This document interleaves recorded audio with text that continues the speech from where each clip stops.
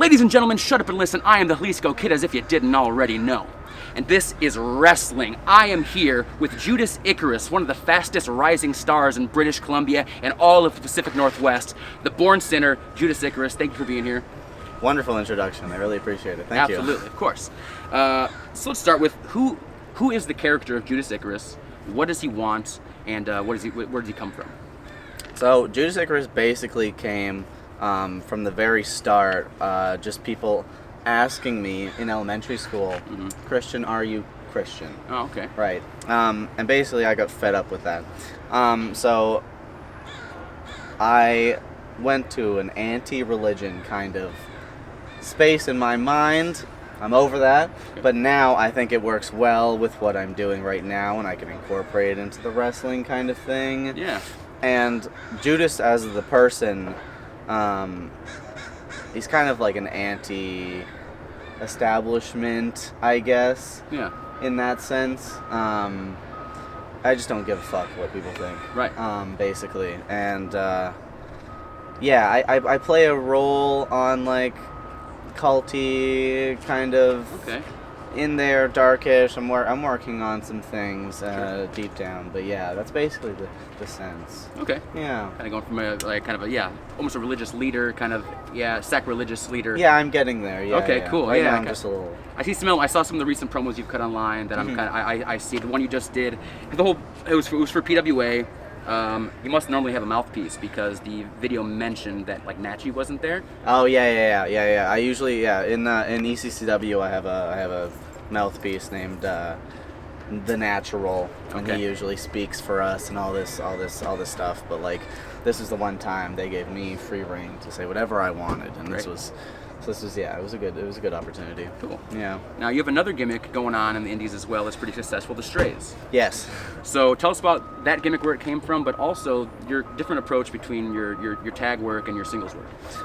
It's very different. Singles I'm usually more on the edge of like a heel and in that sense, and it kind of incorporates over to the Strays as well in the way that I don't give a fuck, but I don't give a fuck in the way that it's like persevering, I guess. Yeah. Like people see it differently in the way we portray it as the Strays, me and Ellie. Yeah. Basically, it came to fruition just basically, I think we were like driving one day, and I thought of this idea. And then he pitched multiple points that we could make from it out of this little tiny idea. And then we were like, well, where can we do this? And WAC was just starting months away, and we were like, can we try this thing? And now it's like we're doing it WAC, Prestige, 3, 2, 1, yeah. So I was at that show, the first WAC show. Oh, really? So we were there, my wife, and we were in line. Awesome. You guys are in there, and pretty believable as legitimate beggars, which you may not know, Seattle area is known for having a lot of homeless. Oh, okay. I was like, those guys are workers, I know it. And she said, no, they're not. They're just, so then right during intermission, I go out there to smoke, not cigarettes, and you guys were standing still begging. Yeah. And I say to Ellie, I say, you guys in the card? And he's like, no. And I say, if you are, I'll give you $1. Then you guys come out after the intermission, gave you guys your $1. But very good, very believable. She bought it, and it's cool. It's a good gimmick. Yeah. It was wonderful.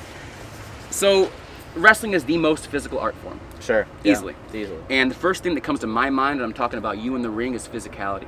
There's a lot of things you do. Let's talk about your Irish whip into the corner, your back bumps on the apron. Very, very hard stuff. And beyond that, even the way you move, the way you slide between the top and middle rope to go to the top rope, the way you charge up to run into the corner. Right. There's so much physical action that defines the character of Judas Icarus. Right. How did you develop that style of it? And how, I mean, obviously you're conscious of that. You're doing these things on purpose. So what made you put, like, there's just so much character in everything you do. How did you get there? That's just I've been working for 3 years now, and that's just 3 years of technique. At my very base, I had nothing, obviously, of that. Sure. The only thing today, literally, from my first match, is I still do, like, fisherman suplex. That's it. Everything else has changed. Like, I started with, like, The Bourne Center was actually a name I got within like 40 matches, but I gave it to myself. Yeah. I didn't know what it meant yet, but I liked the moniker of it, and, Sure. and eventually that became an actual character that I could run with. Yeah. And somebody that I could actually personify and actually like be in the ring. Cool. Yeah. Yeah. That answers the question, right? And you also you wrestled barefoot, which is rare. Yeah. Only a couple guys that anybody would know of have wrestled barefoot. What made you come to that decision? I think I started the first couple trainings with shoes on. I've never like really done a lot of other things barefoot. It just kind of I'm not sure what the exact turning point was. I remember I did wrestle one match in shoes, and my trainer was like, "How was it?" And I was like, "It was okay, but I'd rather just do barefoot." And yeah, the ankle braces, they're fine for me. I avoid some things that maybe people with shoes can do, like maybe like a big hop, like from the inside to the outside onto your feet. I would avoid that, right? I'm gonna fucking bust my ankle out in a second. So it's just little things, avoiding those kind of things. But it's like it also brings a different kind of feel to, I think, the character as well. So I think I've made a part of it. Yeah. So another thing about your in-ring work, your primary offensive weapon has become the European uppercut. Yes, for sure. What made you decide to center your moveset around the European uppercut? Essentially, I watched a lot of matches, and I watched a lot of different strikes, and I'm a huge fan of strikes. I like strikes over most moves. I hardly don't have that many moves. I don't even have that many strikes really, but that's because my leg can't go past here. Otherwise, I'd be doing Trouble in Paradise, all that stuff. Sure. But yeah, basically, I was just trying variations of just normal strikes. And then one day I just did like an uppercut in the corner, and I watched it, and it felt good, and it looked good. Yeah. And I was like, okay, let's run with that. So I started just doing ones in the corner, and then all of a sudden they felt natural, whipping somebody off, and like getting somebody with one in the middle, off the second, all this stuff, and then I've added a couple new ones recently, and like, I don't know, I feel like there's just a lot of power in it. Yeah, and it's very impactful, and it's like something that people can feel. Absolutely. Right. Good slap sound comes from 100%. Yeah. You can feel the thud too. Yeah. And a lot of, you could study some Cesaro tapes, and he's the king of the uppercut. He's amazing. Randy Orton is a big great European uppercut. It's a very good one. Yeah, it's a rare one, but it stands out. It's a unique strike that not a lot of guys do. Yeah, and that's 100%. A good one. So, final question for you. You've wrestled several intergender matches. Yeah. Intergender wrestling has always been met with controversy, all the way back to Andy Kaufman. Right. And for all new reasons now. So what is your feeling, just your personal opinion, on where intergender wrestling kind of fits in the modern wrestling landscape? The entire time that I've been wrestling, it's never been a question as to whether or not there should be intergender matches, or I shouldn't be able to have a competitive match with a woman. There was never any question. The fact that it's even still being questioned today is really ridiculous. Great.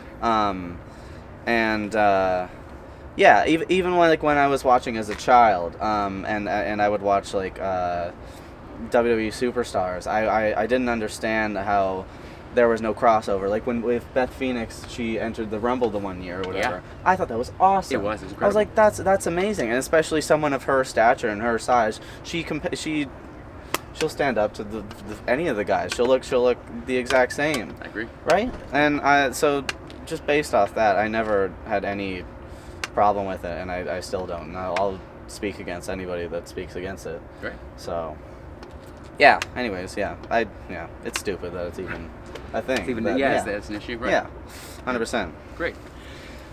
So, last, tell people where they can find you on the socials and where you're going to be working in the next couple months. Shit. Okay. Let's go. Judas Icarus Facebook fan page. The Judas Icarus on Twitter, pretty sure, and then just Judas Icarus, one word, on Instagram. Upcoming, September 13th is ECCW War Games. September 7th is PPW. It'll be me against Ellie, actually, in a little hardcore match, so we're going to delve into that. And actually tomorrow I have to be on the island for some fair shows, which is going to be really interesting. Yeah. Looking for 3-time King of the X, baby. All right. That's PWA. PWA, yeah. Great. All right, so that's it. Thank you, Judas Icarus. Yeah, it's been thank great. you. This is wrestling. I'm the Jalisco Kid. Thank you.